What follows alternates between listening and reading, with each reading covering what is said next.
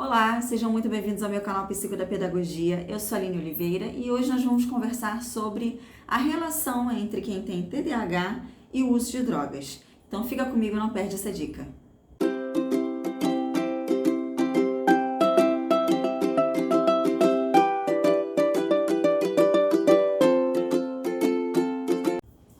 Então vamos lá, existe sim uma relação muito estreita entre quem tem TDAH e o uso de drogas, tá? O uso ou a dependência de drogas. Estima-se que só nos Estados Unidos, de todas as pessoas portadoras de TDAH, em torno de 40 a 50% delas são dependentes de drogas, tá? Isso sem contar quem é consumista, quem usa outros tipos de drogas como álcool, como outras substâncias de compulsão, compulsão a compras, compulsão por comidas, tá? Que podem ser consideradas aqui também como drogas. Mas drogas ilícitas, como cocaína ou outras substâncias ilícitas, estima-se que entre 40 a 50% só nos Estados Unidos das pessoas que têm TDAH são também dependentes de drogas. E muitos estudos vêm sendo feitos a respeito de descobrir o porquê, né, dessa dependência química, dessa dependência de drogas. E nesses estudos mostram que essa questão vem de acordo com a automedicação, tá? Então, assim como muitas pessoas que usam TDAH se automedicam, buscam substâncias para tentar controlar o foco, a atenção, a concentração, encontram nas drogas, tá? Na automedicação. Isso a gente inclui também aqui a medicação com drogas de remédios mesmos químicos, né? Mas aqui especificamente nesse vídeo a gente está falando sobre a questão do uso de drogas ilícitas, tá? Então, com a automedicação, a gente consegue descobrir o porquê, né, dessa dependência toda de drogas para quem é portador de TDAH. E aí isso vem de acordo com essa questão de tentar melhorar a performance, de tentar melhorar a concentração, tentar melhorar o foco, tentar melhorar realmente essa questão de estar ali presente, né, numa atividade por completo, né, tentar focar, tentar aprender, tentar ter realmente uma alta performance nos estudos, principalmente nos estudos e no trabalho, mas também nos esportes. E aí falando mais específico, né, sobre que drogas são essas, a gente pode colocar aí a cocaína, a maconha, a gente pode estar falando aqui também sobre álcool, tranquilizantes, remédios para dormir, tá? Drogas lícitas e ilícitas, porém, a nossa grande preocupação é realmente, maior preocupação, né? Não só com as drogas ilícitas, mas a maior preocupação sim com as drogas ilícitas, né? Que são realmente ilícitas, né? São proibidas e que acabam sendo consumidas aí por grande quantidade de pessoas que possuem TDAH. Num primeiro momento, esse efeito das drogas, ele parece ineficaz, porque a pessoa começa com pouco, né? O efeito é muito rápido, o efeito da droga é muito rápido.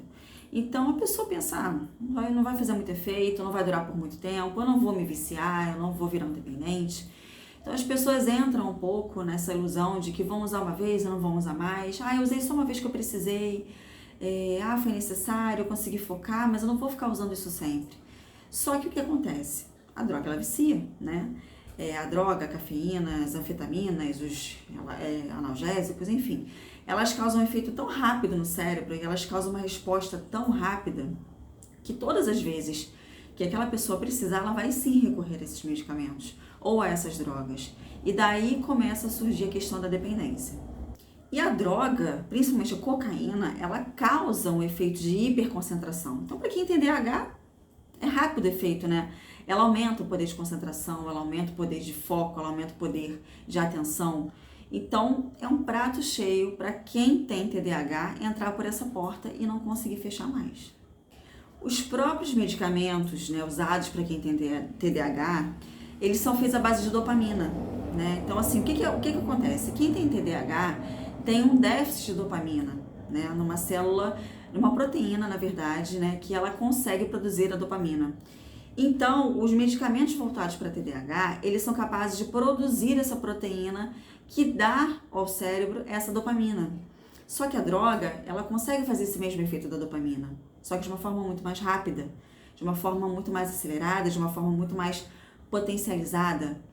Então, quando você consome uma droga, você sente prazer, você sente um estado de concentração, de hiperconcentração, de hiperatenção. Para o TDAH, esse efeito, como ele te foca, te concentra, o TDAH ele se surpreende com o efeito, né? Então ele vai cada vez mais buscando, como eu falei anteriormente, ele consome um pouquinho, depois ele vai e fala, poxa, mas eu precisava de novo, que é como todo mundo, né? Que acaba entrando nessa questão da dependência, né? Mas o TDAH, por necessitar dessa dopamina e as drogas, principalmente a cocaína, fazer esse efeito de forma muito rápida, a pessoa portadora de TDAH, ela vai aos pouquinhos, realmente, entendendo que o cérebro dela precisa cada vez mais daquela droga, daquele medicamento, daquela substância, para poder deixar ele da forma como ele gostaria de estar sempre, né? Quando ele sente prazer, quando ele se sente capaz de se concentrar, de ter atenção, de ter foco, quando ele começa a produzir bem no trabalho, quando ele começa a ir bem nos estudos, e ele vê que esse efeito foi causado por uma droga ilícita, ele vai buscar novamente. Porque na primeira queda de produtividade no trabalho, que ele for chamado a atenção pelo chefe, ou na primeira nota baixa que ele tirar na escola, ele vai recorrer novamente. O problema é que essas drogas ilícitas, elas vão causar um dano muito maior no cérebro por trás. O efeito colateral é muito grande, a gente não precisa nem comentar aqui, né? Os próprios medicamentos voltados para TDAH, que eu já sou muito reticente no uso, mas claro que tem casos que não tem como, a gente vai aos pouquinhos, a gente tenta não ultrapassar doses. A dose é muito ínfima, perto de uma droga ilícita, perto de uma cocaína, a quantidade de substância química presente no medicamento, tá?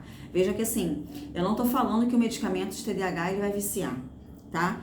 É claro que vai causar um bem-estar na criança ou no adolescente, e esse bem-estar, a criança e o adolescente vão querer sentir sempre, né? Em alguns casos realmente é necessário. Porém, em relação a uma droga ilícita, uma cocaína, uma maconha, um álcool, uma dopamina, uma anfetamina, é muito maior essa droga, essa substância, do que a substância contida, a dopamina, a proteína contida ali nesse medicamento de TDAH, que não é capaz de viciar, se for utilizado na quantidade correta, da forma correta, com a orientação correta, médica, não vicia. Agora, essa substância ilícita que é vendida sem prescrição, sem quantidade, ela vai causar um efeito muito mais rápido, porque ela tem uma quantidade muito maior, e aí sim pode causar realmente essa dependência. Então daí vem esse perigo, né?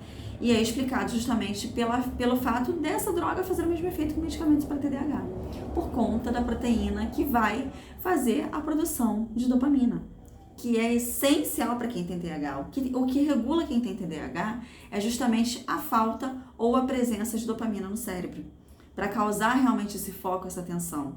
E aí aquilo que era para causar, de repente, para tratar de um problema, né, para tratar de uma situação, ela acaba virando um poço sem fundo.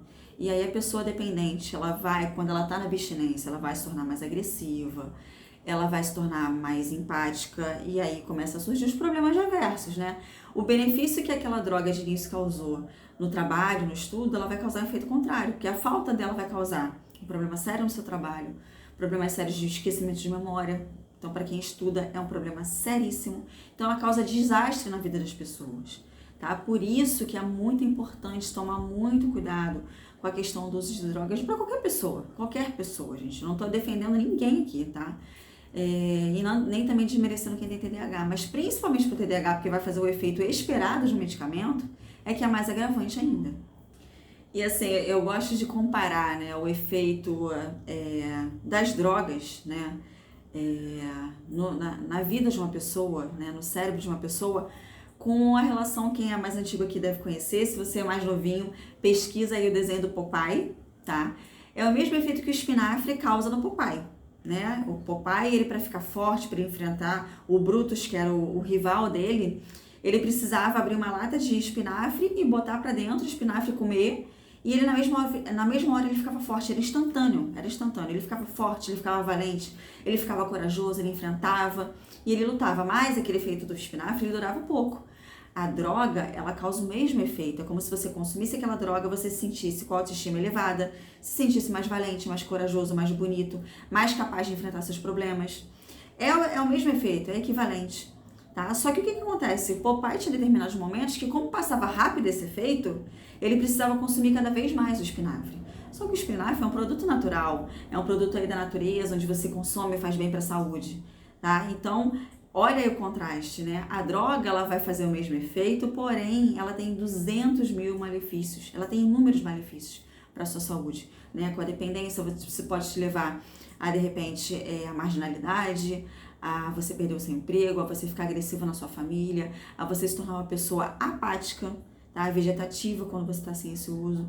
E isso vai destruindo as suas células do cérebro, os seus neurônios, e você vai ficando sem memória, você vai emborrecendo realmente, né? Ela vai destruindo, ela vai corroendo, fora outras doenças que ela pode causar, né? A dependência química ela é muito agravante.